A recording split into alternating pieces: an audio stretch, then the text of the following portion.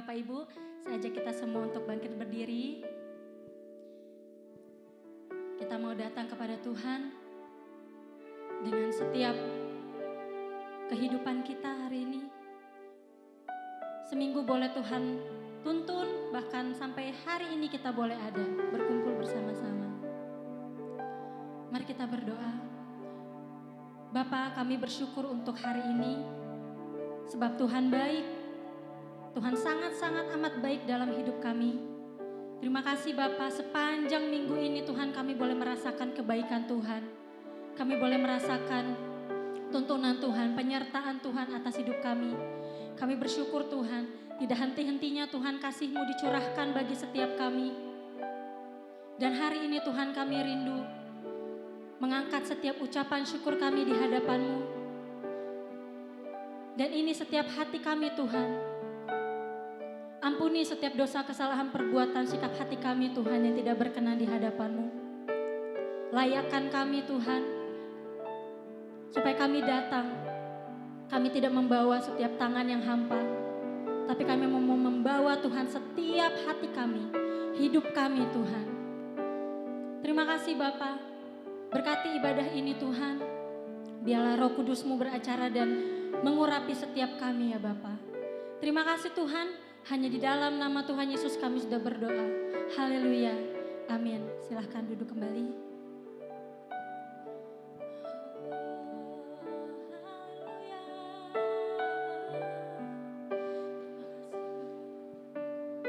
Ku bersyukur padamu Tuhan atas kasih-Mu.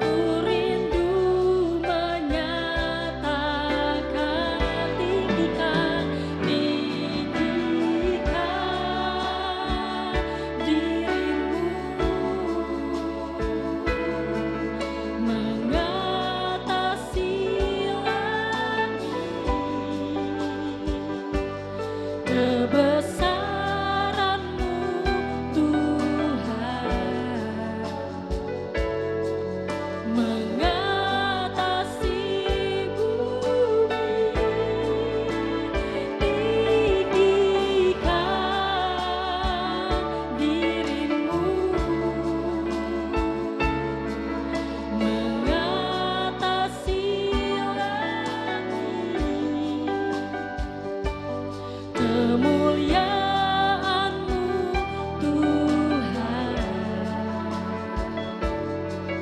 mengatasi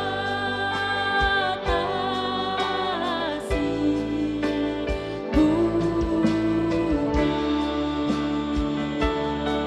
Tinggikan, tinggikan diri-Mu, yes Tuhan, mengatasi langit. Kebesaran-Mu Tuhan mengatasi bumi. Tinggikan diri-Mu, mengatasi langit. Kemuliaan-Mu Tuhan mengatasi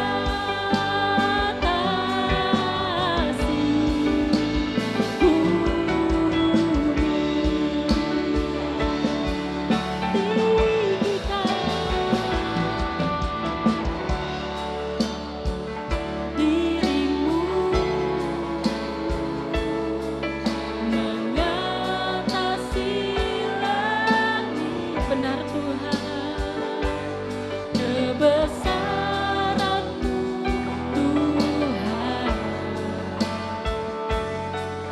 mengatasi bumi. Tinggikan diri-Mu, mengatasi langit. Kemuliaan-Mu Tuhan mengatasi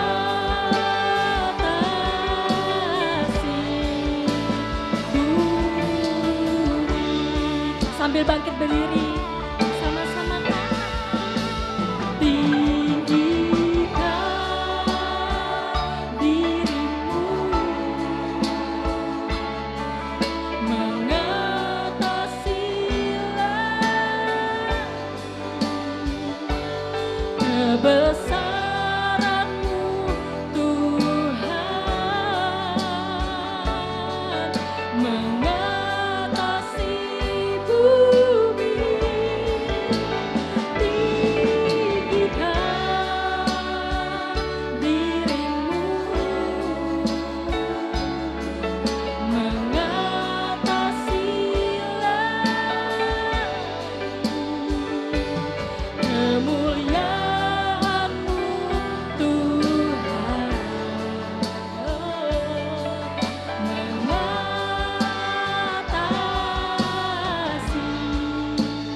bumi. Jemaat saja yang katakan tinggi.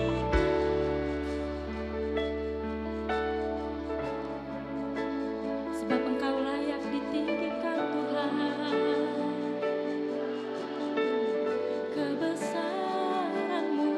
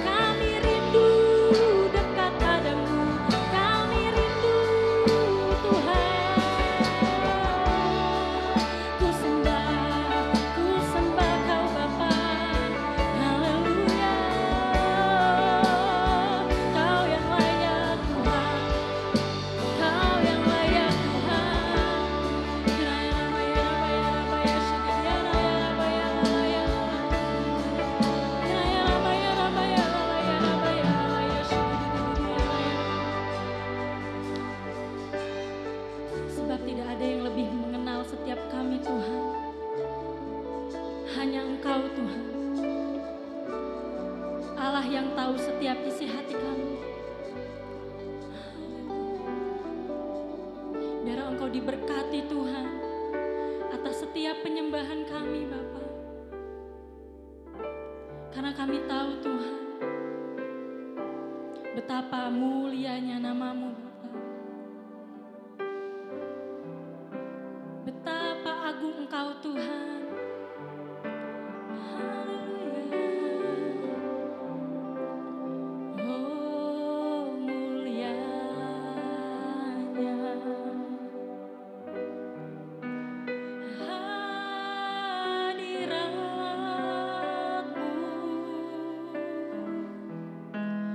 Kami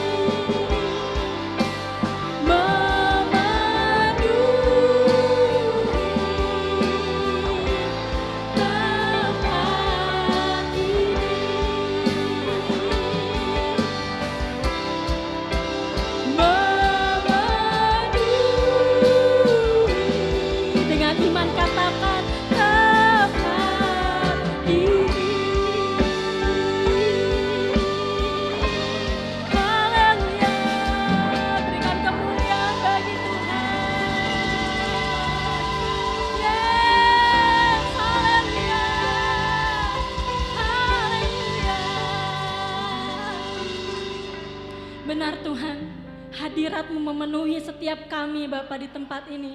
Kami percaya Tuhan kami telah merasakan dan kami boleh menerima janji-janji daripada-Mu ya Tuhan.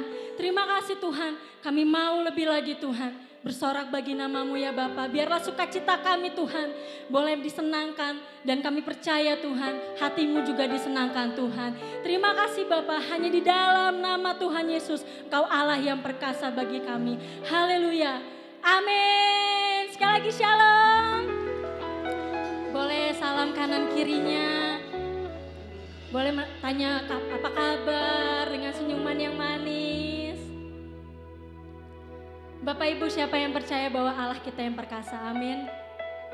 Kita tidak akan pernah takut melalui badai apapun sebab Tuhan menyertai kita dan Dia akan selalu ada bersama dengan kita. Amin. Yang setuju katakan haleluya.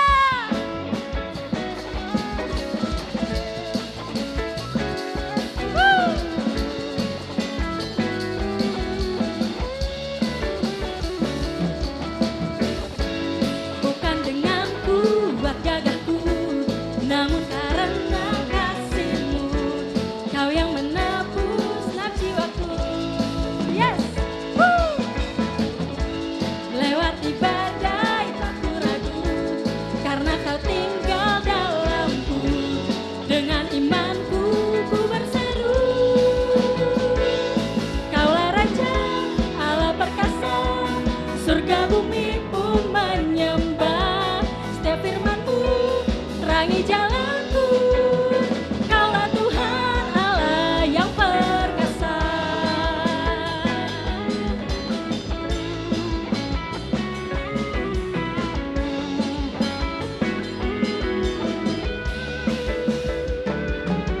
Katakan, bukan dengan kuat gagahku, namun karena kasih-Mu, Kau yang menebus nak jiwaku. Lewati badai tak ku ragu, karena Kau tinggal dalamku. Dengan imanku ku berseru, Kaulah Raja Allah perkasa, surga bumi pun menyembah. Setiap firman-Mu terangi jalanku, Kaulah Tuhan Allah, Kaulah Raja Allah perkasa, surga bumi pun menyembah. Setiap firman-Mu terangi jalanku, Kaulah Tuhan Allah yang perkasa. Amin. Sebab Dia Allah satu-satunya.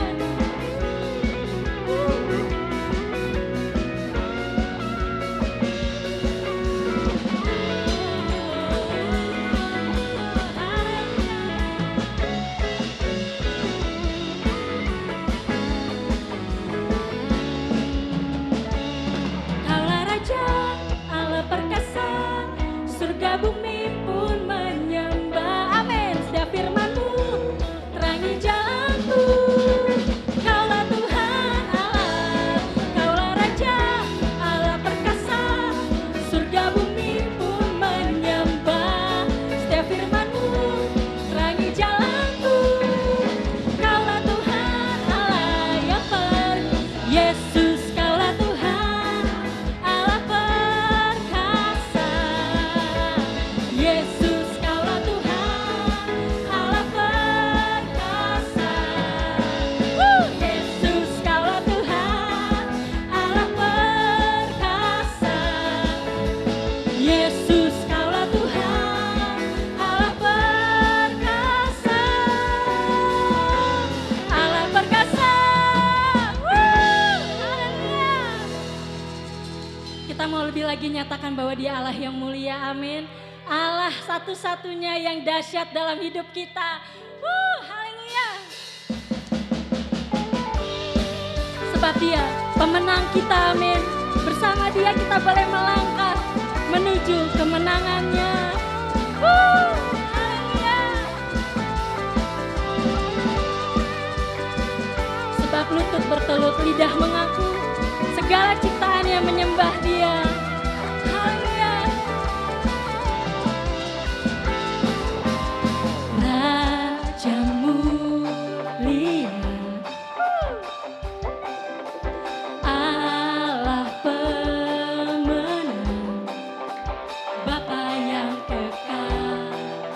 berkuasa selamanya. Yes!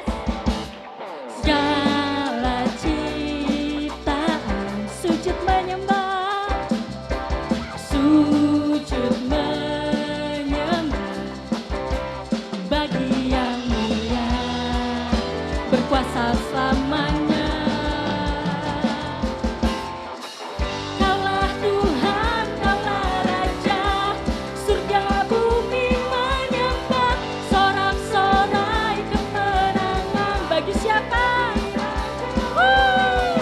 Kemuliaan bagi Allah yang berkuasa selamanya. Engkaulah Raja.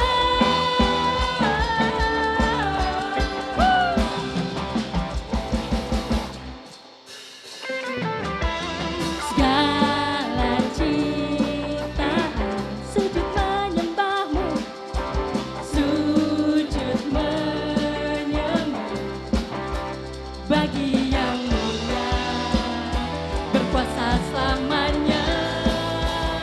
Kaulah Raja, kaulah Tuhan, kaulah Raja, surga bumi menyembah, sorak-sorai kemenangan bagi Raja mulia, kemuliaan bagi Allah yang berkuasa, Kau berkuasa selamanya. Kaulah Tuhan, kaulah Raja, surga bumi menyembah, sorak-sorai kemenangan bagi Raja mulia, kemuliaan bagi Allah yang berkuasa selamanya. Engkaulah Raja.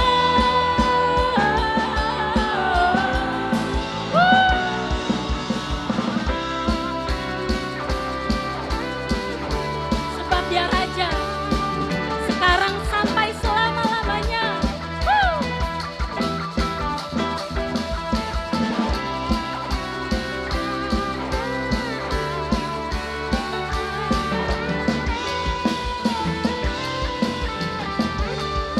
Mari angkat tangan sama-sama katakan, Kaulah Tuhan, kaulah Raja, surga bumi menyembah, sorak-sorai kemenangan bagi Raja mulia, kemuliaan bagi Allah yang berkuasa selamanya.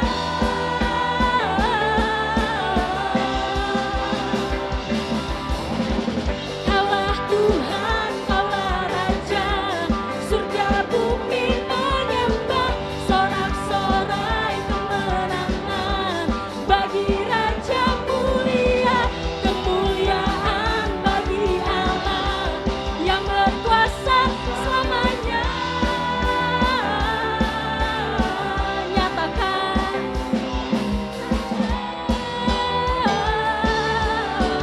Yesuslah Raja. Sama-sama katakan, Yesuslah Raja. Haleluya. Amin. Sebelum duduk, tos kanan kirinya katakan, Yesuslah Raja kita. Amin. Haleluya.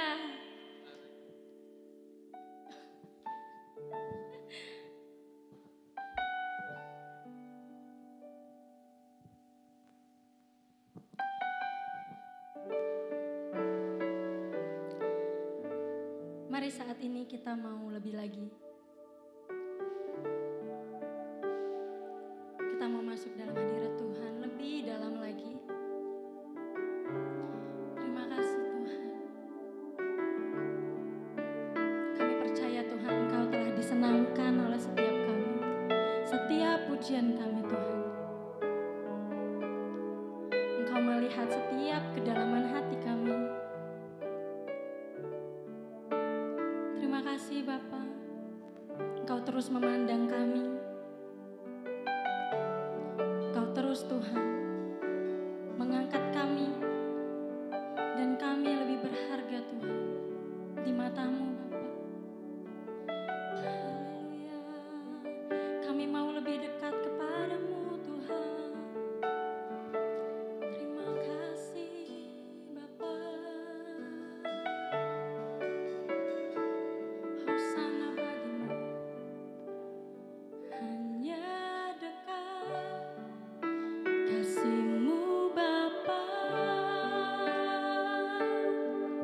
jiwaku pun tentram. Benar Tuhan, Engkau menerimaku dengan sepenuhnya.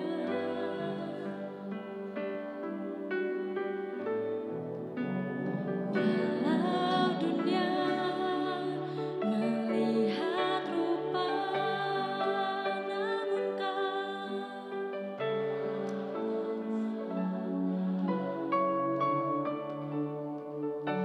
sampai ke kedalaman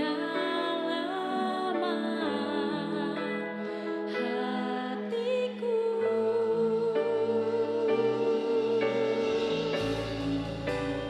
Tuhan, inilah yang ku tahu, Kau mengenal hatiku jauh melebihi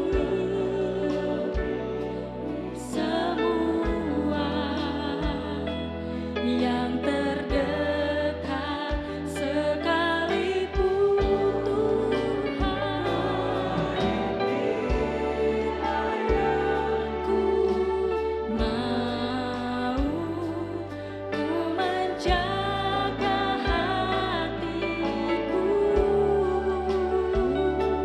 supaya kehidupan memancar senantiasa.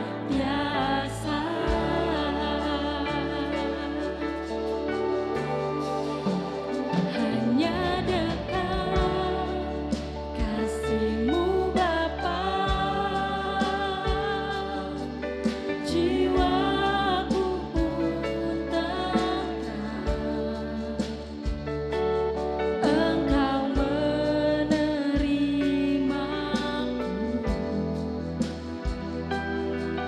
dengan sepenuhnya.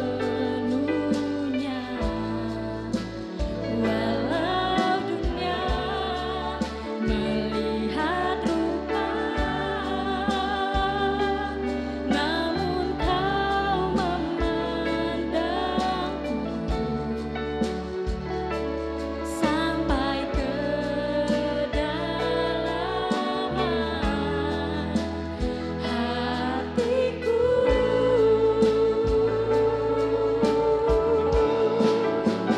Tuhan, inilah yang ku mau, Kau mengenal hatiku jauh melebihi semua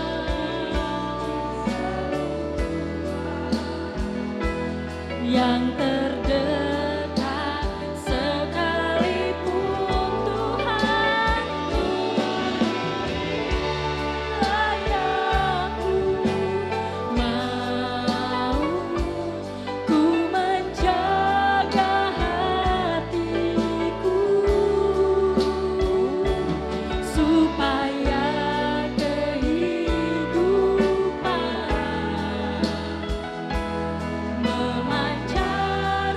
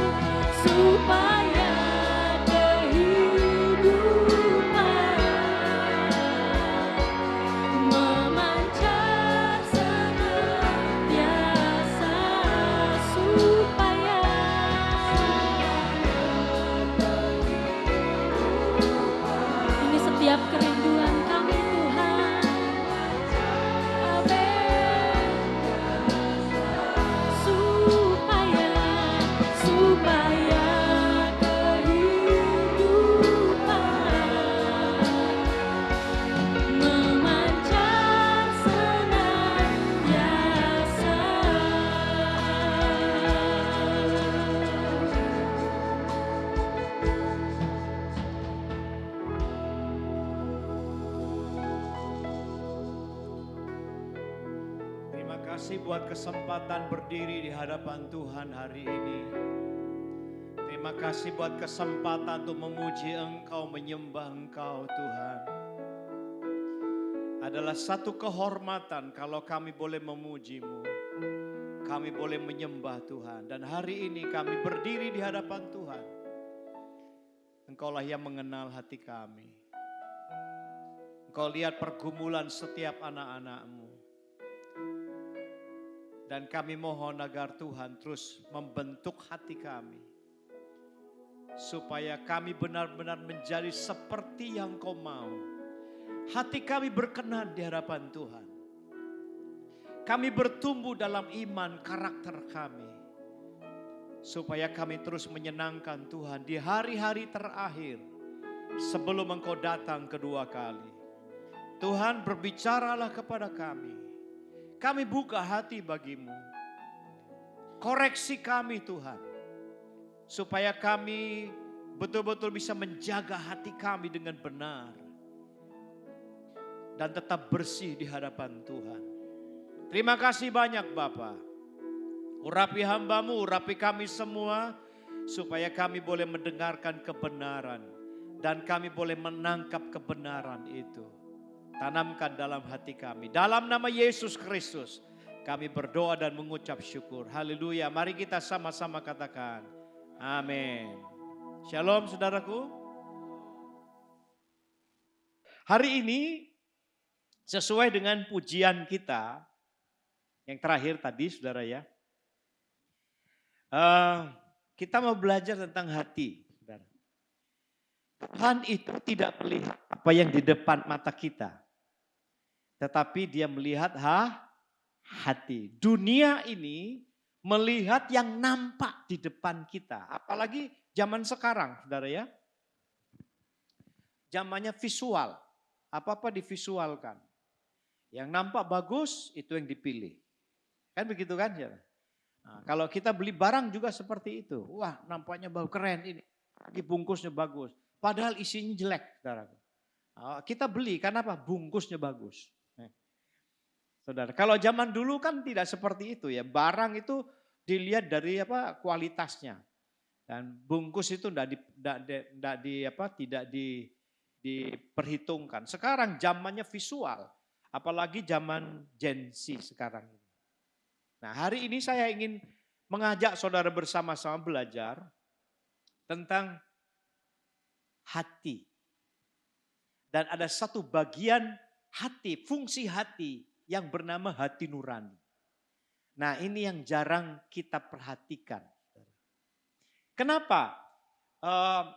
Kita ada di gereja yang sama, kita mendengarkan khotbah yang sama, kita baca Alkitab yang sama, kita juga punya Tuhan yang sama, tetapi kenapa pertumbuhan iman kita berbeda? Karakter kita berbeda pertumbuhannya. Kenapa? Rohani kita berbeda. Kita lihat 12 murid. 12 murid Tuhan Yesus. Ada 12 murid. Ini gurunya luar biasa, hebat. Guru di atas segala guru. Tuhan sendiri yang mengajar mereka. Tetapi kenapa pertumbuhan karakternya berbeda?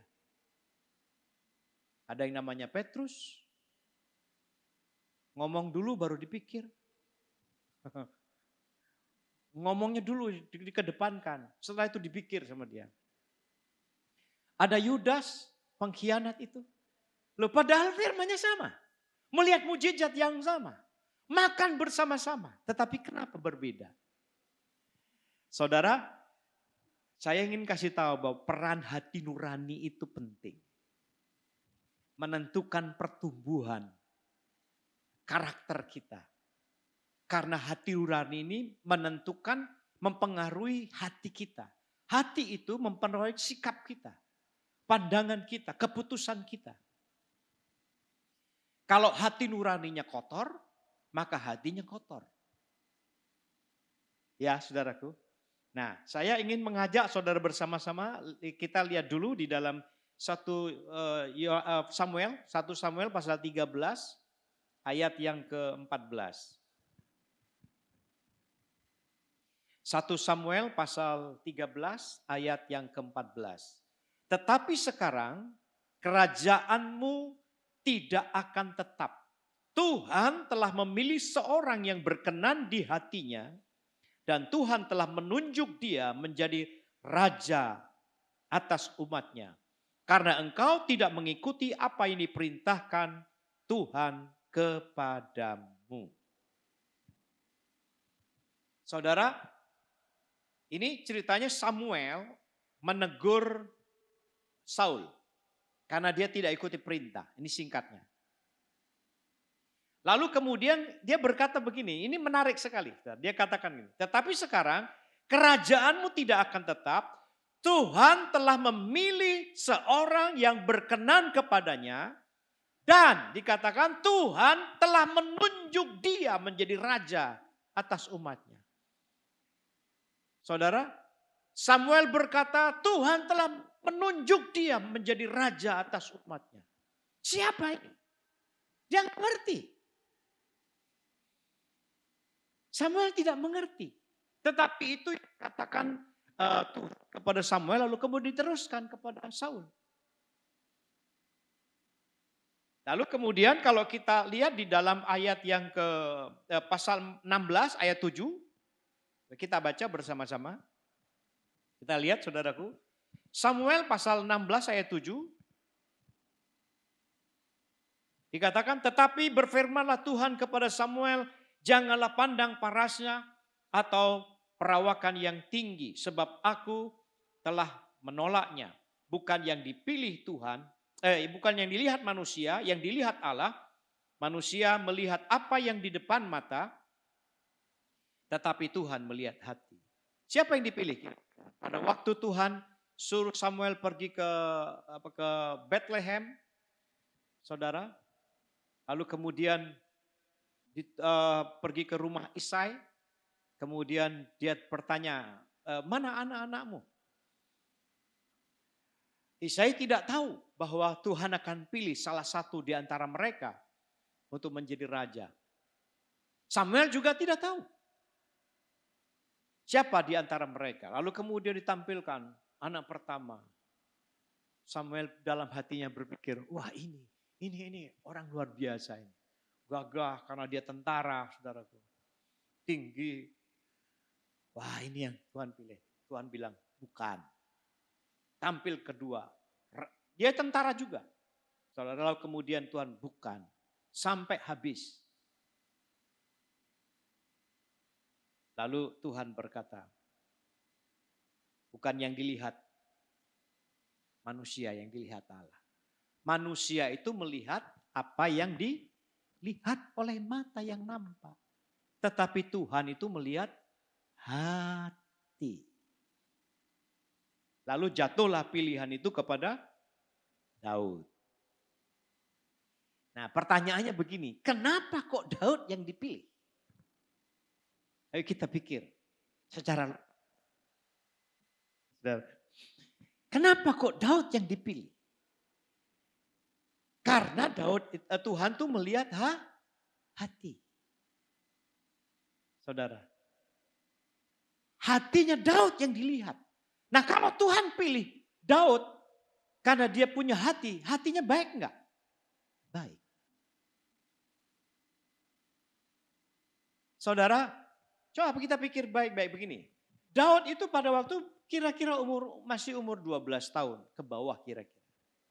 Paling tua itu 12 tahun. Karena dia masih imut. Alkitab berkata bahwa pipinya itu kemerahan. Ya, kemerahan karena mungkin kena panas, saudara. Karena dia ada di padang, dia menggembalakan.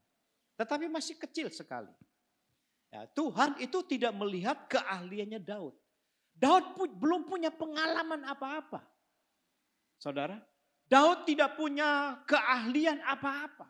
Apalagi seorang tentara. Dia tidak punya pengetahuan tentang bagaimana nanti jadi raja. Belum. Karena dia masih kecil. Tetapi Tuhan sudah pilih dia. Bukan potensinya dia, bukan. Tetapi hatinya dia. Saudara, hatinya yang dilihat oleh Tuhan. Bahwa Daud ini punya hati yang baik, yang berkenan kepadanya. Saudara, Bayangkan saudara, Tuhan tuh pilih dia pada waktu masih kecil. Ya. Jangan lihat siapa saudara hari ini. Amin. Jangan lihat anak saudara hari ini. Jangan lihat tetangga kita, anak tetangga kita yang ingusan hari ini. Jangan lihat. Tapi lihat hatinya. Tuhan itu melihat hati. Saudara, kita banyak menjumpai orang, saudara, baik, perawakannya bagus, tapi hatinya tidak busuk. Banyak kan seperti itu kan? Bajunya agamis, tetapi hatinya amis. Saudara-saudaraku dikasih, banyak kita melihat, karena kita melihat nampak di depan mata kita. Nah, Tuhan itu melihat hati. Nah, saya ingin mengajak saudara bersama-sama, kenapa sih Tuhan melihat hati kita? Sebelum saya ngomong hati nurani. Saudara. Kenapa Tuhan melihat hati? Kalau saya berkata begini, hatimu adalah dirimu. Saudara yang nampak itu bukan saudara, tetapi hatimu adalah dirimu sendiri. Hati kita adalah kita sendiri. Karena hati itu adalah pusat kehidupan kita. Saudara, Tuhan berkata bahwa apa yang keluar dari mulut itu meluap dari hati. Apa yang kita ucapkan itu meluap dari hati kita. Seringkali kita tertipu dengan ucapan orang. Saudara. Oke, mari kita buka dulu di Amsal pasal 27 ayat yang ke-19. Berkata begini, seperti air mencerminkan wajah, demikianlah hati manusia mencerminkan manusia itu. Di dalam bahasa Inggris mencerminkan jati diri manusia itu. Jadi jati diri kita itu bukan apa yang nampak yang kita buat, tetapi hati kita.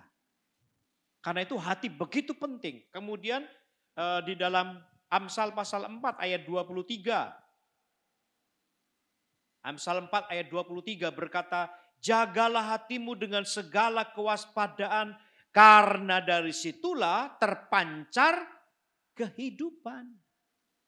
Hati itu sumber kehidupan kita. Kalau sumbernya bersih, maka kelakuannya bersih. Kalau sumbernya kotor, kelakuannya kotor. Walaupun dipoles begitu rupa. Penting ya hati ya saudara ya. Nah, mari kita kembali lagi ke Daud, saudara. Kenapa Daud itu dipilih? Karena dia punya hati yang baik. Apa buktinya dia hati yang baik? Saudara-saudaraku dikasih Tuhan, nah nanti kita akan belajar kebalikannya. Ya, saya bilang, kita akan melihat mengoreksi hidup kita. Bukan dari sisi positifnya, tapi dari sisi negatifnya. Sebab kadang-kadang kita ini lebih melihat yang positifnya dari kita. Oh aku baik. Sisi negatif dari kita ini kadang-kadang gak dilihat oleh kita. Orang lain itu melihat sisi negatifnya dari kita. Saudara, nah, ayo kita lihat juga, belajar melihat sisi negatif dari hidup kita. Bukan positifnya.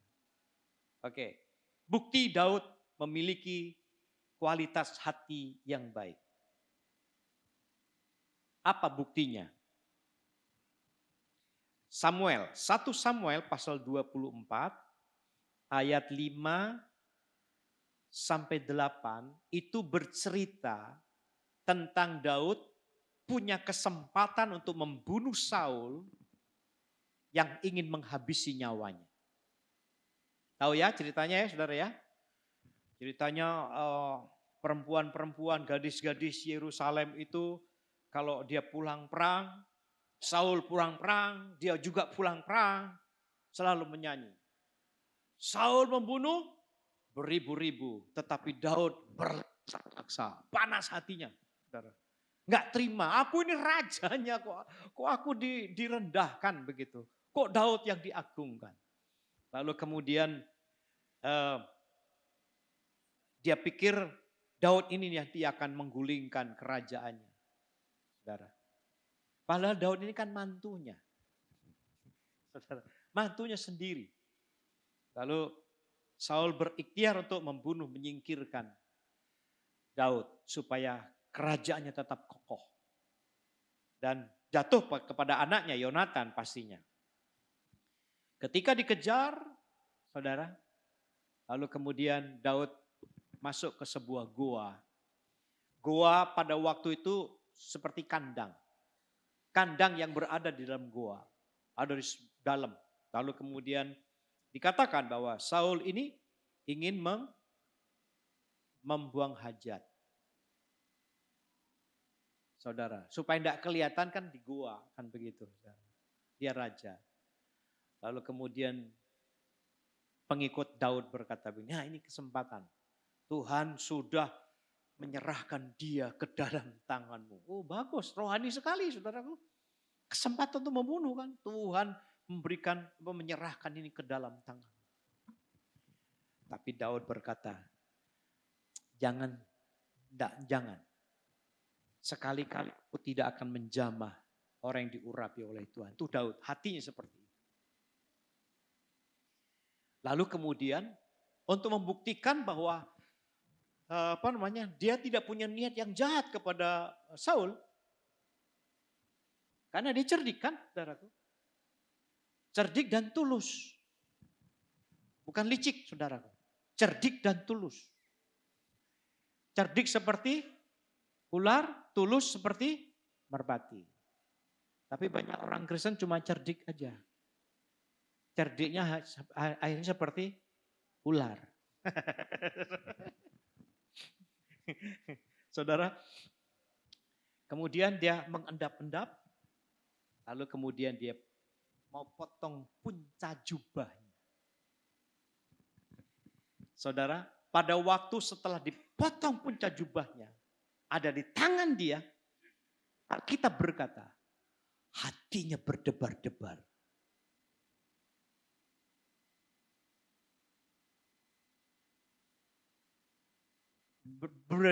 Ceritanya berbeda begini saudara ya. Dia tidak berdebar-debar dulu pada waktu punya niat mengendap-endap itu. Kalau kita kan begitu kan. Mau niat jahat berdebar-debar dulu. Nih lagi ngintip berdebar-debar. Ini setelah ngintip baru berdebar-debar. Sebelum mencuri kita ini berdebar-debar. Ya tahu saudaraku. Kebanyakan seperti. Nah Daud ini enggak saudaraku. Setelah dipotong baru dia berdebar-debar. Dia merasa bersalah, dia merasa berdosa. Kenapa? Karena punca jubah itu adalah lambang dari otoritas. Dia merasa bahwa dia sudah melanggar, tidak menghormati Saul sebagai orang yang diurapi. Makanya dia berdebar-debar. Jadi paham ya saudara ya? Jadi Daud ini berdebar-debar setelah memotong puncak. Bukan sebelum. Nah kita umumnya takut ketahuan kan. Kalau ingin berbuat jahat berdebar-debar dulu. Tapi ada juga kalau berdebar dulu itu masih baik saudara. Tapi ada yang tidak berdebar-debar saudara. Baik sebelum maupun sesudahnya. Nah ini yang parah saudara. Udah biasa katanya gitu. Nah ini yang parah. Oke, yang kedua. Yang kedua di dalam 2 Samuel pasal 24. 2 Samuel pasal 24 ayat 10. Satu kali Daud ketika dia memerintah. Tadi itu Daud belum memerintah. Setelah dia jadi raja. Lalu kemudian dia berkuasa, dia ingin mengukur kekuatannya. Lalu perintahkan Yoab untuk sensus penduduk. Lalu kemudian Yoab pergi sensus penduduk. Setelah pulang, kemudian hasilnya diberitahukan kepada Daud.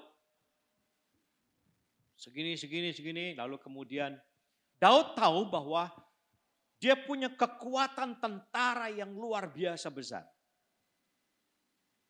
Alkitab berkata di dalam 2 2 Samuel pasal 24 ayat 10 itu, bahwa ketika Daud mendengar itu, dikatakan hatinya berdebar-debar. Loh, sensus penduduk itu kan wajar bagi seorang raja kan, saudara. Tetapi Daud berdebar-debar setelah melakukan itu. Lalu dia berkata begini, ini hebatnya Daud. Dia katakan begini, aku telah berdosa karena melakukan hal ini.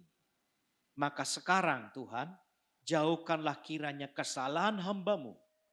Sebab perbuatanku itu sangat bodoh. Kenapa kira-kira? Daud kok merasa berdosa? Singkatnya, Daud itu merasa sombong. Dia mengandalkan kekuatan tentaranya. Padahal dia menang perang dan tidak pernah kalah. Itu karena Tuhan. Kalau dia perang itu selalu dia bertanya dulu kepada Tuhan. Boleh enggak aku pergi?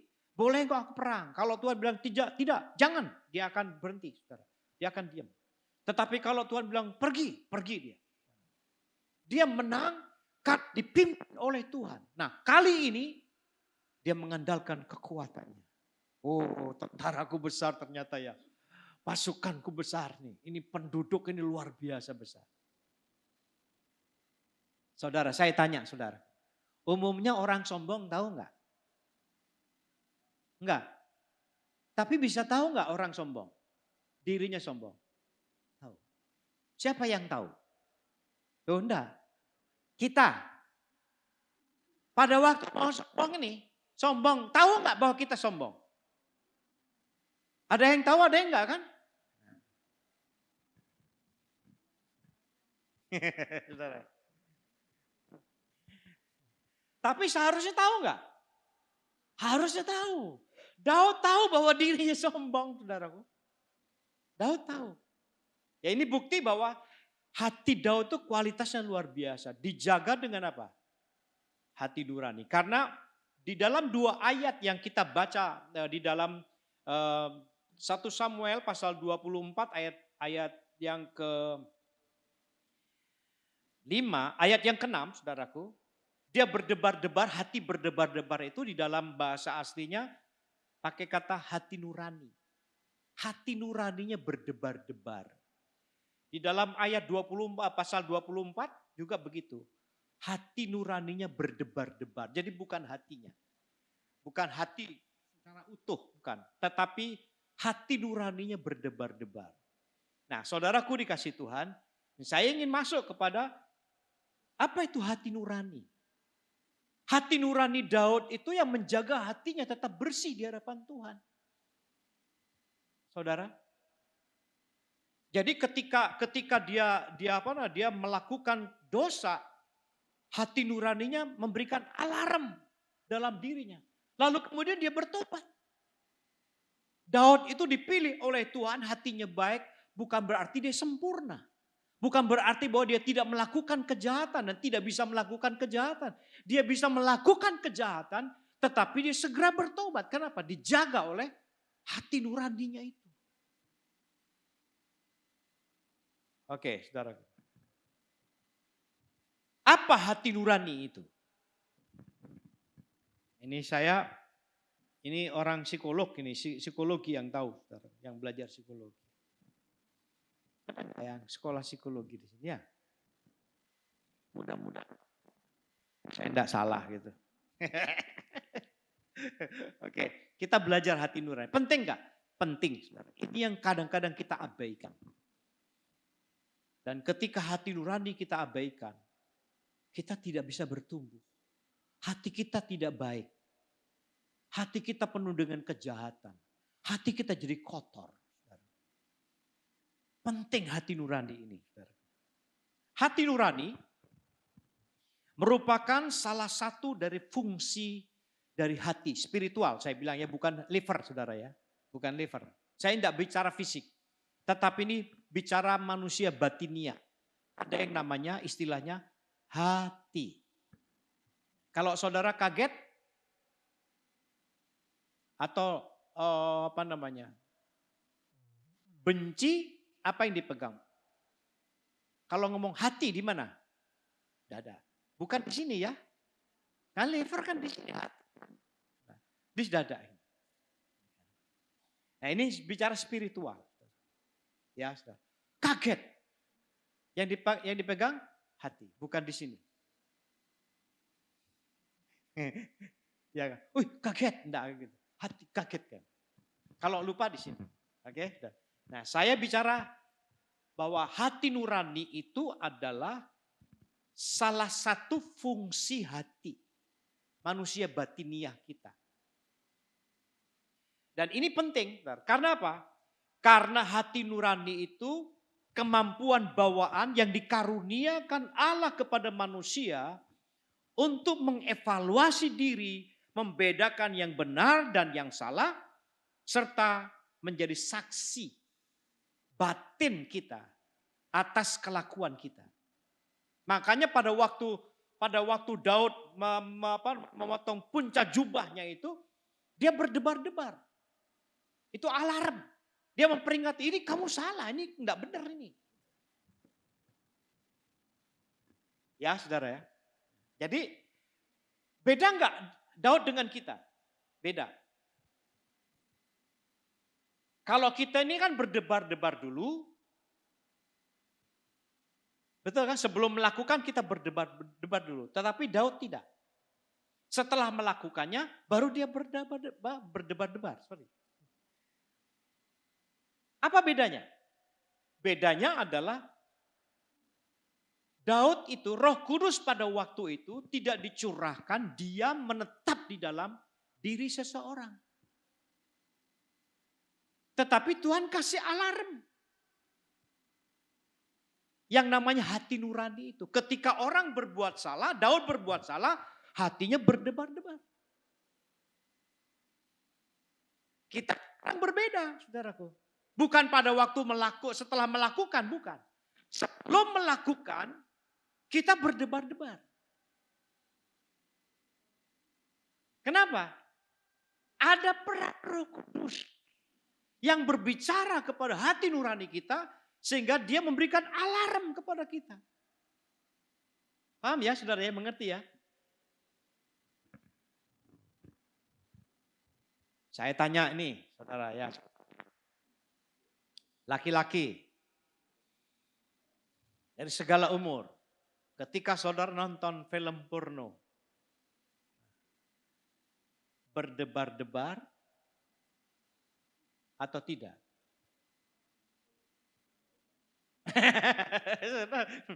Ya terserah saudara tahu, yang jawabannya saudara yang tahu. Oke. Nah, bahkan begini saudaraku.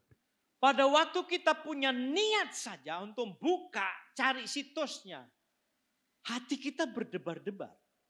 Kenapa? Roh Kudus yang berbicara kepada kita melalui hati nurani. Hati nurani itu berbicara dulu sebelum kita berbuat. Kalau Daud, hati nuraninya berbicara setelah dia berbuat. Jadi kita bersyukur loh kepada Tuhan. Kenapa? Tuhan kurniakan Roh Kudus kepada kita, menetap di dalam hati kita, diam di dalam kita. Amin. Seharusnya kita lebih baik daripada Daud.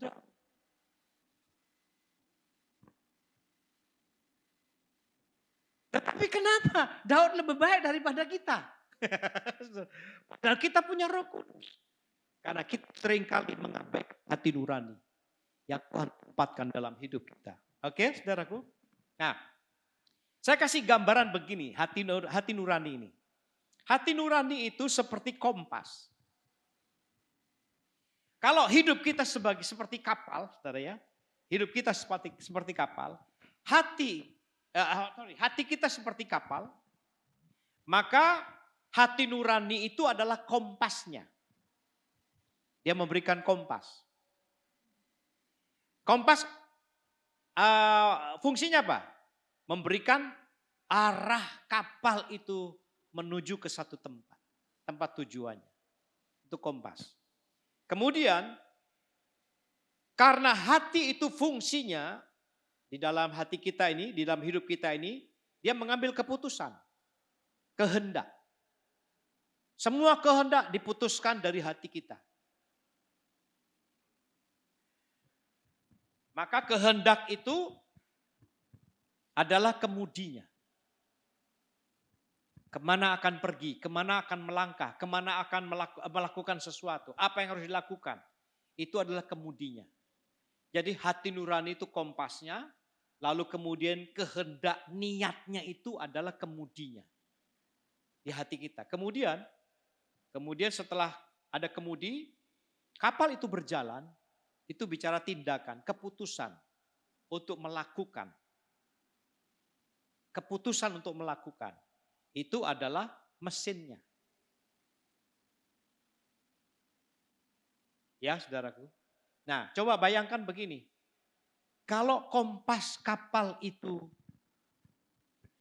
tidak berfungsi, kapal itu pergi kemana?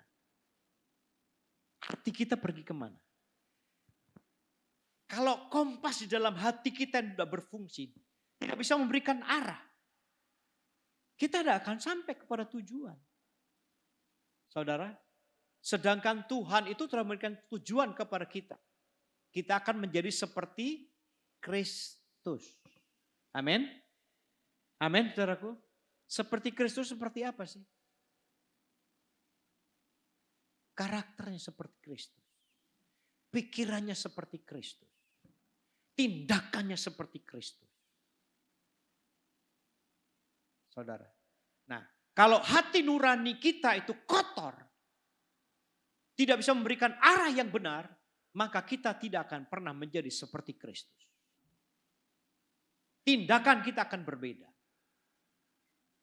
dari yang Tuhan berikan kepada kita. Oke, saudaraku?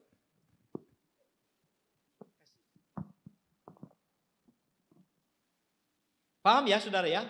Hati nurani itu kompas dalam hidup saudara. Karena itu kalau kita sering berdebar-debar, bukan karena jantungan, kalau kita yang melakukan sesuatu kita berdebar-debar, itu berarti ada yang salah. Saudara, jangan periksa dokter. Kalau saudara nonton film porno berdebar-debar, saudara, bukan jantungan. Itu hati nuranimu yang berbicara. Memberikan alarm. Ini salah ini, arahmu salah ini. Harus segera putar haluan. Ya saudara ya. Kalau kita yang melakukan dosa lalu kemudian berdebar-debar, itu bukan sakit jantung. Jantung saudara tetap normal. Tetapi itu hati nurani yang berbicara kepada kita. Baik saudara. Hati nurani berarti kalau begitu hati nurani menentukan arah kita, menentukan pertumbuhan rohani kita. Karena itu mempengaruhi hati kita. Di dalam hati kita ada fungsinya kehendak, perasaan, saudaraku. Itu yang terjadi. Jadi kalau hati kita seringkali mengabaikan hati nurani kita, maka hati kita akan kehilangan arah. Kehilangan mana yang benar, mana yang salah. Oke, saudaraku. Saya berharap agar kita sekarang memeriksa hati nurani kita. Benar enggak hati nurani? Saudaraku dikasih Tuhan, seperti janji saya tadi, saya akan mengoreksi hati kita dari sisi negatifnya. Sebab kebanyakan orang ini menganggap dirinya baik. Jarang orang yang sadar bahwa aku ini kok jahat ya. Jarang. Ya. Apa ciri-ciri hati nurani yang kotor? Saya enggak ngomong yang bersih. Yang kotor. Saya ambil semua dari Alkitab.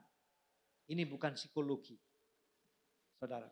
Alkitab itu adalah sumber dari ilmu psikologi. Namanya aja Alkitab. kitab dari segala kitab. Kan begitu kan? Namanya Allah. Allah dari segala Allah. Kira-kira begitu. Alkitab ini sumber dari ilmu pengetahuan. Saudaraku, mari kita lihat pertama. Ada beberapa ciri yang penting di dalam Alkitab yang harus kita juga pelajari dan untuk mengoreksi kita. Benar enggak hati nuraniku bersih? Kalau kita enggak punya ciri-ciri ini, maka hati kita bersih. Hati nurani kita masih berfungsi dengan baik. Masih murni. Yang pertama, ciri pertama adalah kehilangan sensitivitas. Hati nuraninya itu kebal, kebas. Kita lihat saudara di dalam 1 Timotius pasal 4 ayat 2. 1 Timotius pasal 4 ayat 2 berkata begini. Oleh tipu daya pendusta-pendusta yang hati nuraninya memakai cap mereka. Nah, kata cap mereka itu kalau dalam hurufiahnya itu diselar. Diselar itu ditempel dengan besi panas. Kalau kuda untuk menandakan bahwa ini milik saya, itu biasanya pemiliknya itu membuat stempel dari besi lalu kemudian dipanasin sampai merah. Kemudian dicapkan di pahanya. Bus. Nah, ketika sakit kan saudaraku. Nah, setelah itu kan dagingnya keluar. Nah, itu kebas itu. Itu diselar namanya. Kebal. Mati rasa. Hati nurani yang kotor itu mati rasa. Apa tandanya? Ya enggak berdebar-debar. Kalau kita melakukan kesalahan, enggak berdebar. Nipu orang, santai aja. Mutilasi orang, tenang aja. Kayak motong ayam aja. Hati nuraninya mati itu. Kebas. Mati rasa, enggak sensitif lagi. Ayo kita koreksi hati kita. Nah ini penting. Saudara. Kalau kita melanggar firman Tuhan. Contoh misalnya ya. Contoh simpel aja. Ketika lampu merah saudara terabas saja.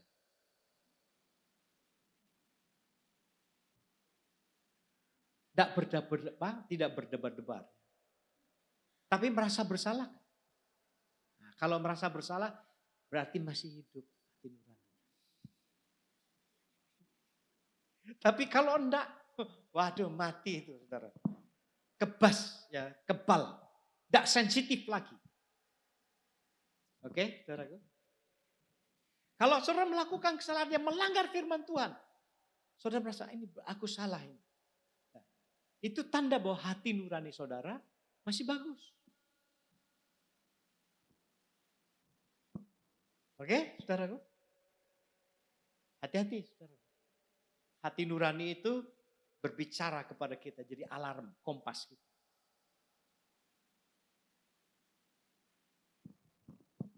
Dalam segala kehidupan. Dalam pelayanan kita. Ada pelayan melayani umatnya tapi tidak pernah melayani Tuhan. Banyak kan begitu kan?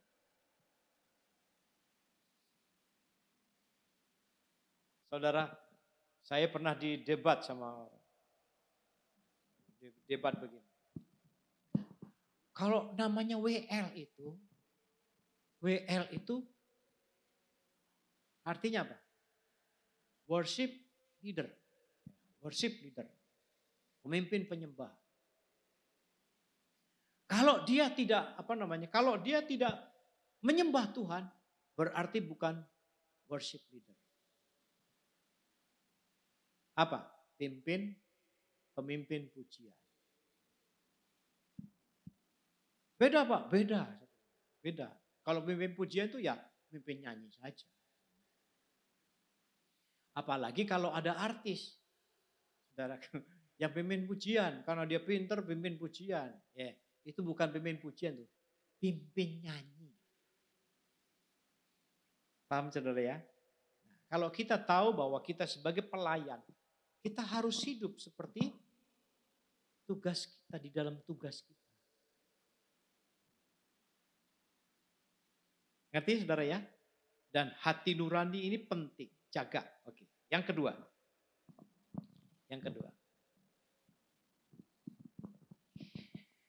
Hati nurani yang kotor itu punya ciri-ciri memandang segala sesuatu dengan pikiran kotor. Pikiran kotor itu dari sisi negatif maksudnya. Kalau orang ngomong sudah negatif dulu. Itu hati nuraninya kotor. Ayo kita baca. Titus pasal 1 ayat 15. Titus pasal 1 ayat 15 berkata begini. Bagi orang suci semuanya suci, tetapi bagi orang najis dan bagi orang yang tidak beriman suatu pun tidak ada yang suci. Karena baik akal maupun suara hati mereka najis. Orangnya sudah mati. Dulu berjemaat di gereja Nusa Dua. Sudah lama mati. Dia ngomong kepada dia jujur. Ngomong cerita ke saya. Pak Robin, kalau saya, dia bilang, kalau saya ibadah itu melihat semua singer yang perempuan-perempuan. Di mata saya mereka itu seperti telanjang, Pak, katanya. Wah, gawat dalam hati. Waduh, gawat ini. Ngerti saudara ya?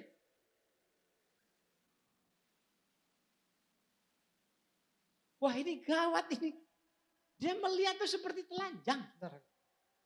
Ya imajinasinya dia yang main. Tapi yang pelayan-pelayan enggak tahu, hanya saya yang tahu. Dia cerita kepada saya. Saudara-saudaraku dikasih Tuhan. Kenapa begitu? Karena hatinya masih kotor dan dia masih terikat. Dia bekas dukun. Saudara. Jadi kalau dia melihat perempuan ada di mimpin pujian, di matanya dia itu telanjang. Kan jorok sekali kan, najis sekali saudaraku. Mudah-mudahan tidak ada di tempat ini yang punya imajinasi seperti itu. Oh sudah pindah? buka rahasia loh. Saudara-saudaraku dikasih Tuhan. Jadi semua itu dipandang dari sisi negatif.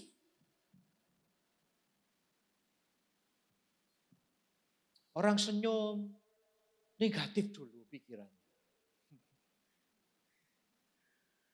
Kan begitu kan? Nah harusnya apa? Kita pikir positif aja. Kalau enggak perlu ya ngapain diurus. Oh, enggak senyum aja diurus. Ngapain? Saudara. Ngerti saudara? Jadi kalau kita punya pikiran seperti itu, hati kita kotor. Hati nurani kita enggak berfungsi. Mudah-mudahan tidak ada orangnya di sini.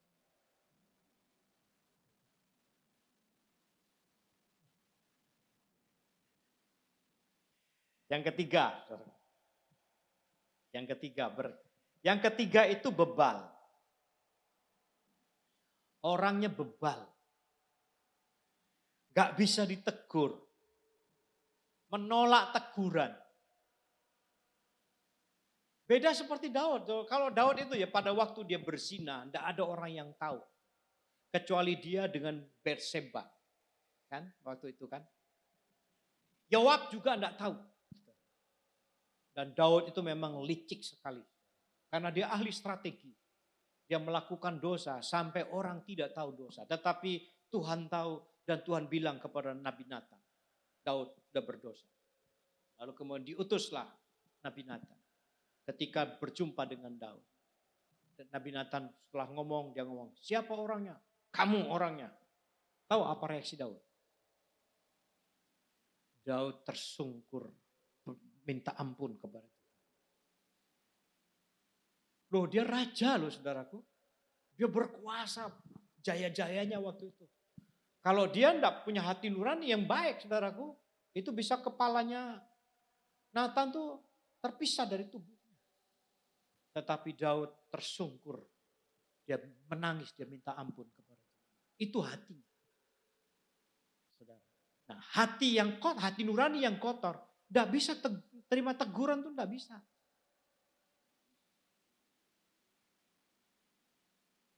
Maunya ngeritik aja.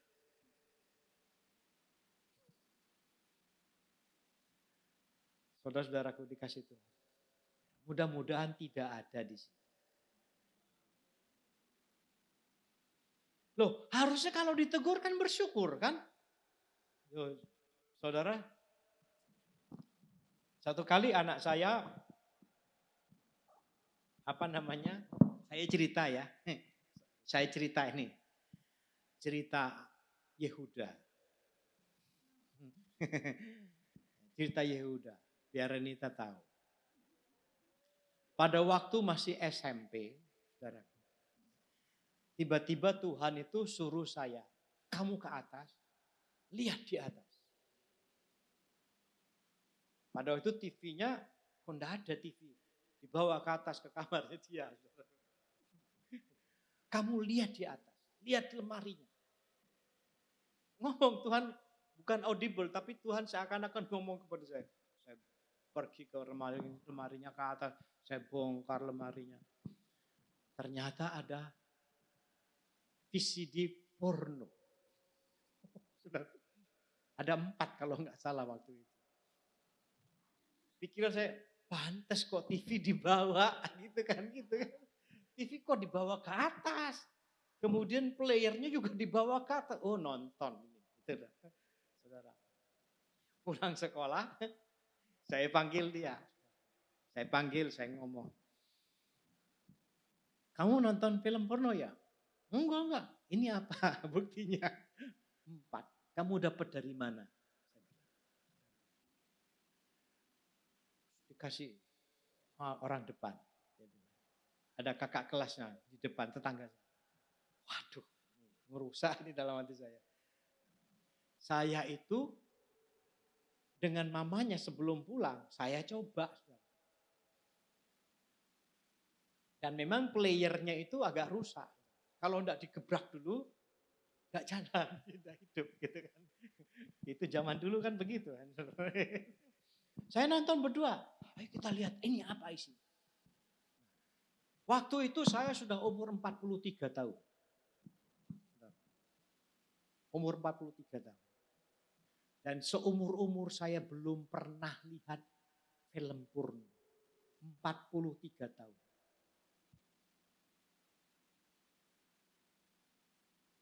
Kuno ya saudara. Tapi saya bersyukur kuno. Katrok.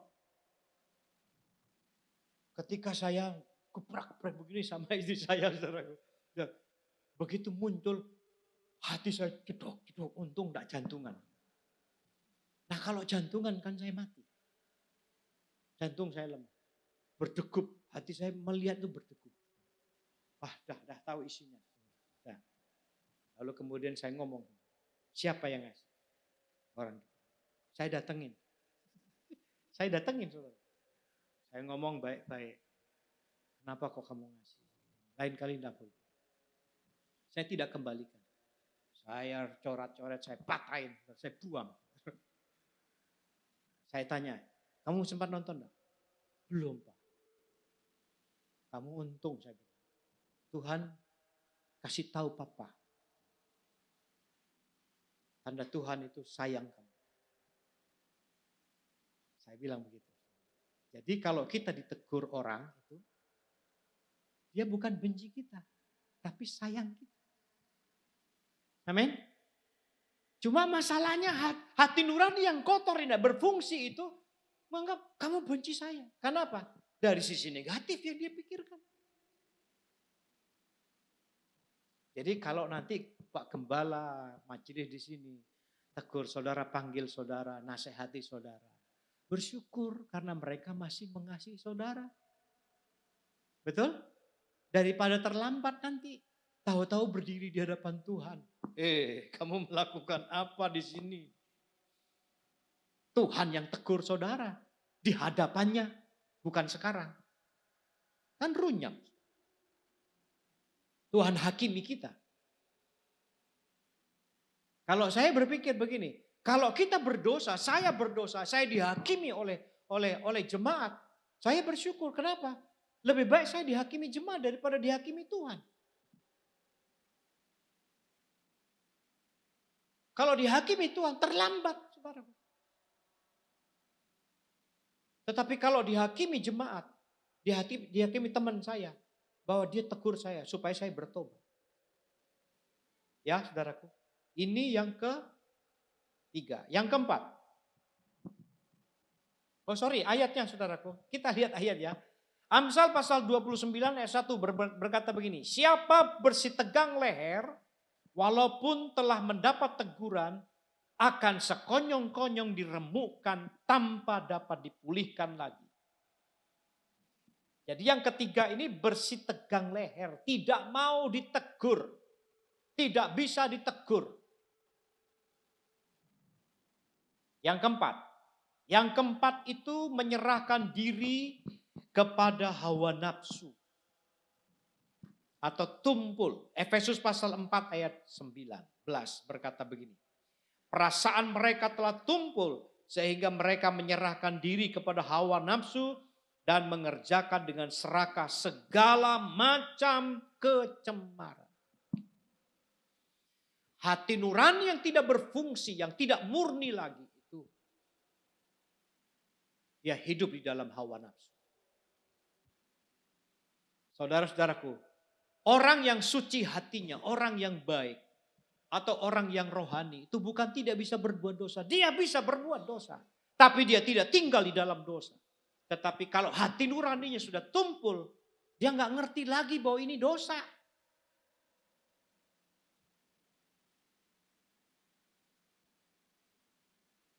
Ya saudara. Saya percaya bahwa kalau Roh Kudus diam di dalam kita, hati nurani kita masih beraktif, masih bersih. Kita bisa berdosa. Dan dia berbicara kepada kita. Dan kita tidak akan betah tinggal di dalam dosa itu. Kita akan keluar. Tetapi kalau hati nurani kita tumpul. Lalu kemudian Roh Kudus tidak berbicara lagi kepada kita. Kita akan hidup dalam hawa nafsu. Hati-hati. Yang kelima.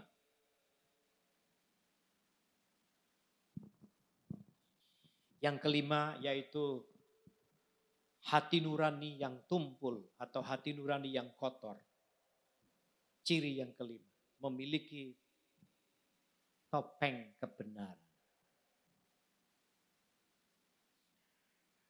Istilah Tuhan itu munafik. Orang munafik itu punya topeng kebenaran. Hidupnya penuh topeng. Mudah-mudahan tidak ada di sini.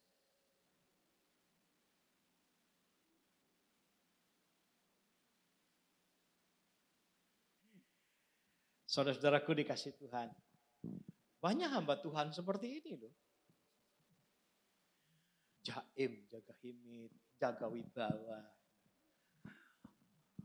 Di kebaktian, jaga wibawa.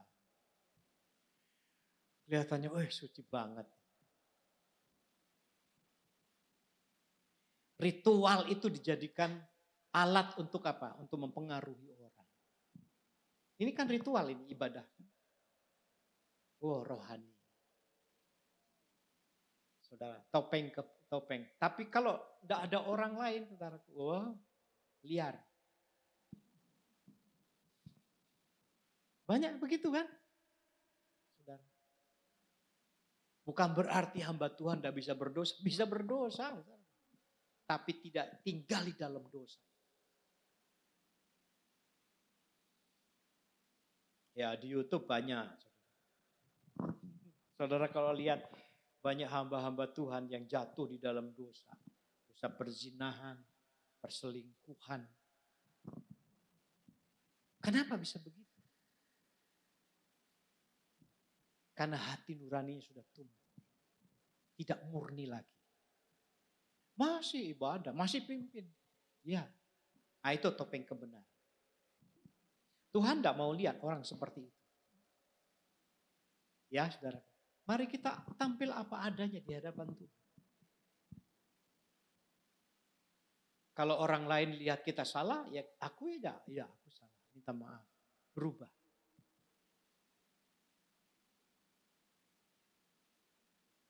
Ya saudara, ini penting sekali. Saya sampai hari ini menjaga hati nurani. Walaupun salah, bisa salah. Oke, saudaraku. Orang munafik ini, saudaraku, yang dikasih Tuhan, itu orang tahu orang munafik. Orang munafik itu seringkali melihat kesalahan orang, dirinya tidak dilihat. Kesalahan. Koreksi orang. Hati-hati saudara ya, kalau orang sudah kritik, banyak kritiknya saudaraku. Biasanya dia pakai topeng.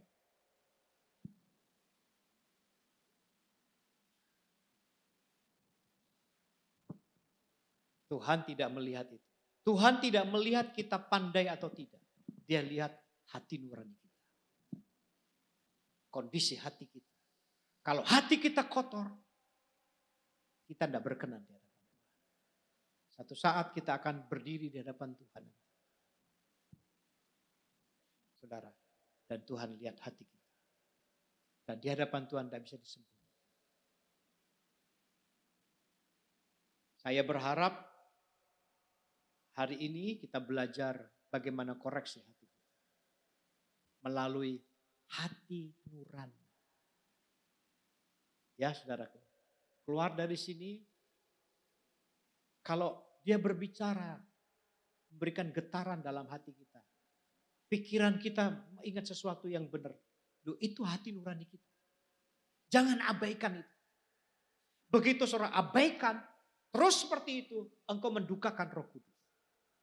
Dan kalau Roh Kudus itu sudah berduka, lalu kemudian dia diam, mendiamkan Roh Kudus tidak berbicara. Hati nurani saudara tidak bisa berbicara lagi kepada saudara. Dan saudara akan menjadi hidup, menjadi orang Kristen yang liar. Orang Kristen yang dunia.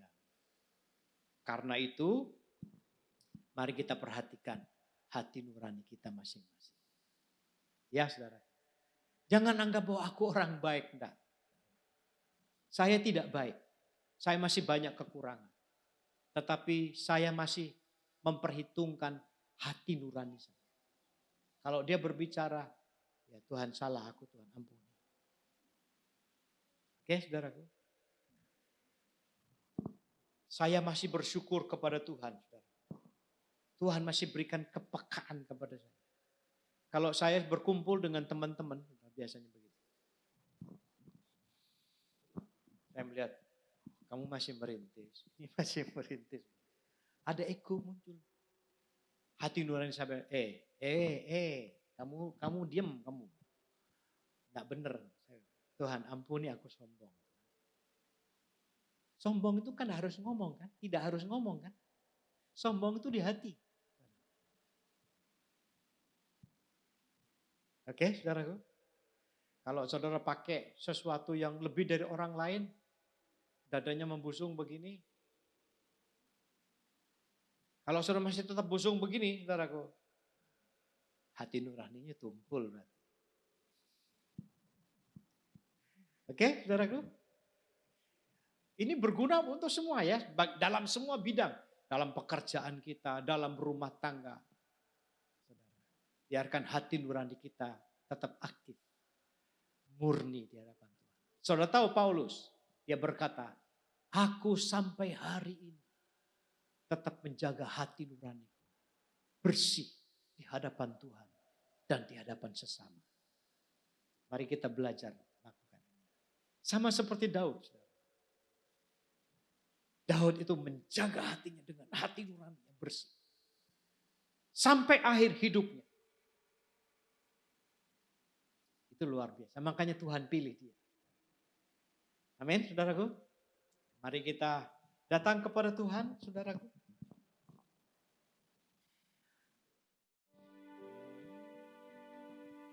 Bapa, sentuh hatiku, ubah hidupku menjadi yang baru. Emas yang murni, Kau membantu bejana hatiku. Bapa, ku mengerti sebuah kasih yang selalu memberi.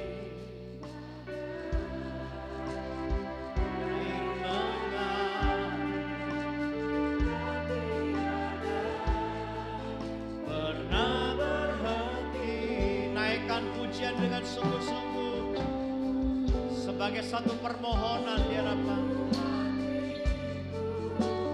Ubah hidupku menjadi yang baru. Emas yang murni, Kau membantu bejana hatiku.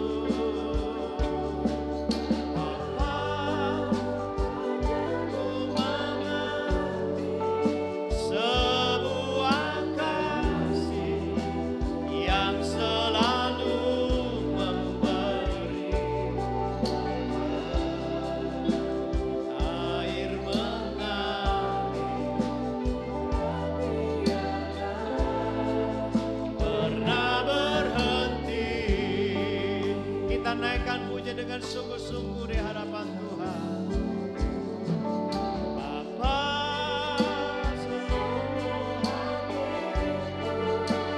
ubah hidupku menjadi yang baru. Emas yang murni,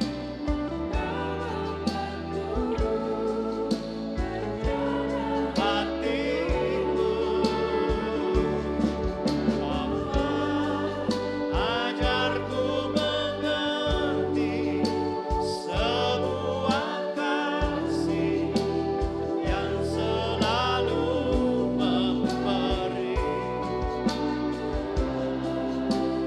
Air mengalir, pernah berhenti. Oh Bapa, sentuh hatiku. Bapa, sentuh hatiku.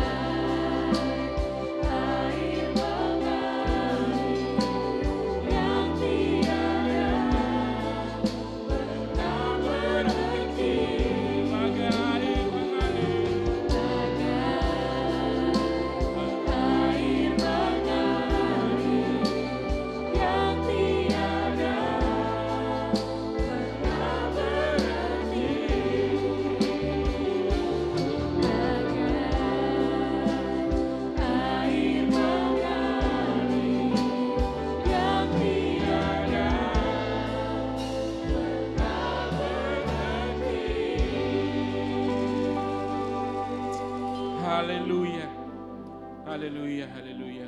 Kami mengucap syukur Tuhan. Kebenaran firman-Mu yang meneguhkan iman percaya kami Tuhan. Kebenaran firman-Mu yang mengoreksi hidup kami Tuhan. Terima kasih Bapak, terima kasih kami mengucap syukur. Biarlah lewat kebenaran firman-Mu, setiap kami sudah diberkati. Terima kasih Tuhan, kami mengucap syukur. Kami berdoa secara khusus untuk Pastor Robin. Kami serahkan ke dalam tangan kasih-Mu Tuhan hamba-Mu ini. Dalam pengembalaannya di gereja yang Tuhan taruh. Biarlah Tuhan memberkati segala pelayanannya, anak-anaknya, rumah tangga, dan juga gereja yang digembalakan. Kami mengucap syukur Tuhan, kemanapun hamba-Mu ini Engkau utus, Tuhan yang bertanggung jawab penuh. Terima kasih Tuhan, terima kasih untuk kebenaran firman-Mu. Kami mengucap syukur di dalam satu nama, Tuhan kami Yesus Kristus. Setiap kita yang percaya sama-sama katakan, amin. Tuhan inilah yang ku tahu. Saya ajak semuanya untuk bangkit berdiri. Kita akan mengakhiri ibadah kita. Jauh melebihi semua yang terdekat sekalipun. Tuhan inilah yang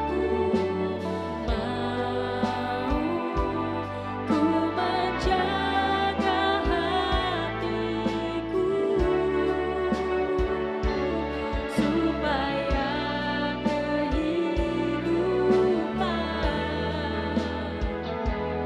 memancar senantiasa.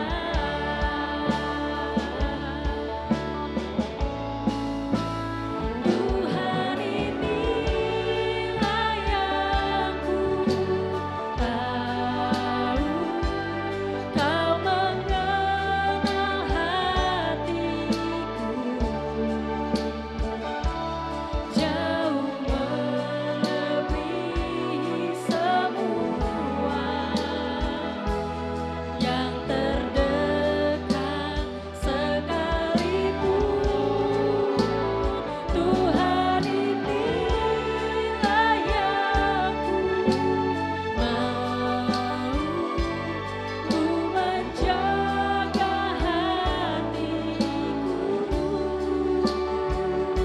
supaya kehidupan memancar senantiasa, supaya kehidupan memancar senantiasa, supaya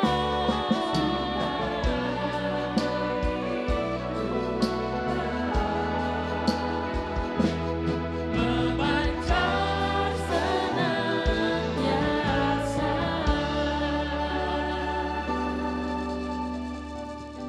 Terima kasih Engkau sudah pimpin ibadah kami di hadapan Tuhan. Biar ibadah kami berkenan di hadapan Tuhan. Tanamkan firman-Mu dalam hati kami, supaya kami terus menjaga hati kami dan melatih hati nurani kami semakin tajam untuk mendengarkan kebenaran, semakin tajam untuk mendengarkan suara Roh Kudus dalam hidup kami, supaya kami terus bertumbuh menjadi serupa dengan Engkau Tuhan. Kau berkati seluruh jemaat-Mu yang hadir pada siang hari ini Bapa. Engkau tahu kebutuhan mereka, Engkau tahu pergumulan mereka. Kami percaya penyertaan Tuhan cukup bagi kami. Karena penyertaan-Mu lah kami diberkati oleh Tuhan. Karena penyertaan-Mu lah kami dalam perlindungan yang sempurna dari Engkau. Dan karena penyertaan-Mu lah Tuhan, kami benar-benar diberkati, dibawa naik oleh Tuhan. Bukan turun dan dijadikan kepala oleh Tuhan. Terima kasih banyak Bapa. Kau berkati sekali lagi anak-anak-Mu yang hadir hari ini. Kau berkati makanan dan minuman mereka menjadi kekuatan kesehatan dalam hidup mereka. Berkati pekerjaan mereka, berkati rumah tangga mereka. Dan berkati segala sesuatu yang ada pada mereka. Terima kasih banyak Bapa. Silakan saudara angkat tangan, buka hati, arahkan kepada Tuhan. Sebab sekiranya engkau memperhatikan dan melakukan firman-Nya, Dia akan membawa engkau naik bukan turun. Tuhan akan jadikan engkau kepala bukan ekor. Tuhan akan berkati engkau berlimpah-limpah supaya engkau menjadi berkat bagi bangsa-bangsa. Dan Tuhan akan memberkati orang yang memberkati engkau dan mengutuk orang yang mengutuk engkau. Sebab Tuhan Allahmu memberkati dan melindungi engkau. Sebab Tuhan menyinari engkau dengan wajah-Nya dan memberikan engkau kasih karunia. Sebab Tuhan menghadapkan wajah-Nya kepadamu dan memberikan engkau damai sejahtera. Pulanglah dengan berkat, rahmat, damai sejahtera dari Bapa dalam naungan kasih sayang Yesus Kristus, penyertaan, persekutuan, dan dengan kuat kuasa Roh Kudus menyertai engkau dari hari ini sampai Yesus datang kembali. Dalam nama Tuhan Yesus Kristus, mari kita yang percaya katakan, amin. Tuhan berkati saudara.